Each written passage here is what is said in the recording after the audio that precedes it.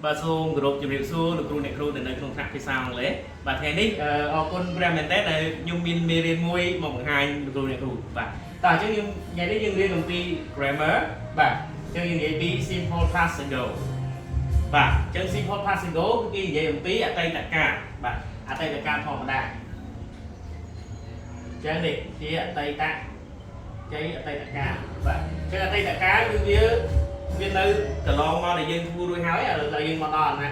tay cái mòn như thế này là dân tay như bị muối bị pin bị bầy chứ là đi như hai thằng nào ở vậy thì dân luôn đây không cái lái điện về chia tay cái mòn này cả chừng này ai năm một quán cứ chia tay tất cả đang hỏi đây chia mê điên muối đi đây dân cho người gì bà chia simple past ago just determine form ចំនួន3បាទ question form negative form ហើយនិង positive form អញ្ចឹង question form មានដូចជា W a question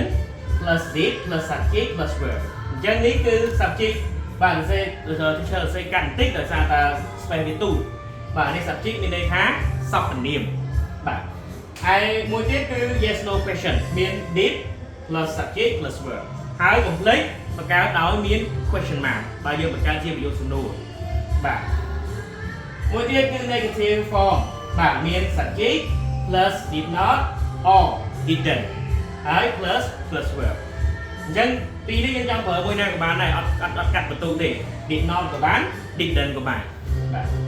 ចំណែកចុងក្រោយគឺ positive form មានន័យថាប្រយោគស្របកន្លែងនេះគឺពិសេសជាងគេបន្តិចសូមអ្នកនរមាន note ណាព្រោះពីរនេះគឺយើងប្រើ verb គឺយើងប្រើ verb 1ណា verb 1ធម្មតាតែដោយឡែកគឺ positive form គឺយើងប្រើ verb 2បាទមានន័យថាវាជាអតីតកាលមានបែបមានន័យថាបែប form verb 1 verb 2និង verb 3បាទដូចជាឧទាហរណ៍ថា verb 1គឺយើង write នេះ write verb 2ទៅជា wrote verb 3ទៅជា written អញ្ចឹងដែរបាទអញ្ចឹងនេះគឺជា positive យើងត្រូវចាំវាផ្លាស់ប្ដូរទៅជា verb 2បាទ subject plus verb 2 plus object បាទ object មានន័យថាកម្មបត្តិដាក់ឲ្យវាប្រយោគនឹងមានន័យកាន់តែច្បាស់បាទអញ្ចឹងទីខ្ញុំមាន example មួយ Who did you write about តើអ្នកកំពុងតែសរសេរអំពីអ្នកណាបាទ Who did you write about Who សំទោសមិនមែន Who read ទេគឺ Who did បាទ Who did you write about បាទអញ្ចឹងកាលណាដែលយើងមាន did កន្លែងនេះហើយ write គឺអត់បដូរទេបាទនៅតែ verb 1ដល់ដែរអញ្ចឹងយើងមើលកន្លែងមើល form W a question បូក did បូក subject W a question បូក did បូក subject បូក verb អី verb 1នេះអត់ដូរទេ about គឺ object យើងថែមមកអត់អីទេយើងឆ្លើយទៅវិញដោយបាទប្រយោគ positive sentence ក៏បាន negative sentence ក៏បានតោះអញ្ចឹង positive sentence subject plus verb 2នេះ subject I គឺជា subject អញ្ចឹង verb 2នេះជា write គេសួរ write នេះ write ដល់ពេលយើងឆ្លើយទៅជា wrote ណាបាទ I wrote about Abraham Lincoln បាទអញ្ចឹងមានន័យថាប្រយោគpositive sentence ហ្នឹងគឺហើយជាមួយនឹង verb 2បាទឧទាហរណ៍ទី2បាទ I didn't write about his son I didn't write about his son អញ្ចឹងកន្លែងនេះគឺបដិសេធរួចហើយអញ្ចឹងកាលណាដែលយើងមានបដិសេធកន្លែងនេះគឺ verb នេះអត់ផ្លាស់ប្ដូរទេនៅតែរក្សា verb 1ដល់ដែរឥឡូវយើងមានដំណាំណានយើងមើល form subject បូក did not បូក didn't បូក verb នឹងមាន verb 2អត់ទេអញ្ចឹងកន្លែងហ្នឹងកាលណាដែលមាន did not ហើយគឺ verb រក្សា verb 1ដល់ដែរ teacher សូមបញ្ជាក់បន្តិច question ជាមួយនឹង negative គឺយើងប្រើ verb 1 positive sentence គឺយើងប្រើ verb 2បាទ he see ទៅជា he saw អញ្ចឹងដែរណាបាទតោះឥឡូវយើងទៅមើល example ទី2 what did he do តើគាត់បានធ្វើអីកន្លងមកបាទមិញហ្នឹងគាត់បានធ្វើអី what did he do បាទ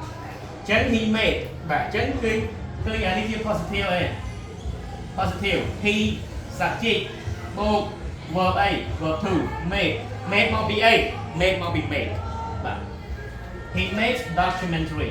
បាទហ្នឹងគាត់បានបង្កើតឯកសារមួយអញ្ចឹងឯកសារវាមានច្រើនយើងគឺឆេងវាយខាងអីដែរបាទតែមួយ he made the documentary បាទទី2ទី3យើងប្រើ did មកមុខវិញយើងចង់ឆ្លើយកាលណាយើងសួរ did គឺត្រូវអីគេ yes no question did you finish your report បាទ did you finish your report តើអ្នកឯងបានបញ្ចប់របាយការណ៍របស់អ្នកឯងរួចហើយនៅបើយើងបានបញ្ចប់ហើយ yes I did បើនៅគឺ no I don't no I didn't បាទ no I didn't តោះអញ្ចឹងយើងចូលមកដល់ចំណុចបន្ទាប់គឺតកតជាមួយនឹង period of time book ago បាទអញ្ចឹង period of time មានន័យថាជាពេលកន្លងមកបាទអញ្ចឹង period of time មានដូចជា Tuesday today បាទពីថ្ងៃមិនមែន today ថ្ងៃនេះទេ Tuesday បាទ for year បាទ for year ជាមួយនឹង a long time ago ទាំង3នេះteacher ពីអ្នកនរនេះអាចបង្កើតដល់បានច្រើនណាស់ប៉ុន្តែ teacher ឧទាហរណ៍តែ3ទេបាទមួយទី3អូខេអញ្ចឹងមាន book ago ទាំងអស់តែ teacher ចង់បញ្យល់អំពី period of time ទី1 he finished បាទសំទោស I finished អញ្ចឹងយើងមាន ed មានន័យថាវាជា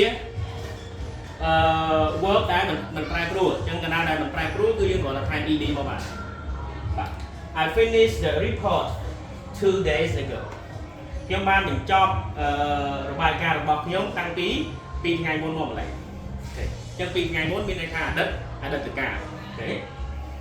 I saw បាទ see ទៅជា saw អញ្ចឹង verb អី verb to នេះទេនេះ verb to ដូចគ្នាគាត់តែមាន ed អានេះគឺផ្លាស់ប្ដូរបាទ see ទៅជា saw I saw a documentary 4 years ago ខ្ញុំបានឃើញឯកសារនេះតាំងពី4ឆ្នាំមុនមកម្ល៉េះ4ឆ្នាំមុនមានន័យថាជាអតីតកាលទៀតដែរ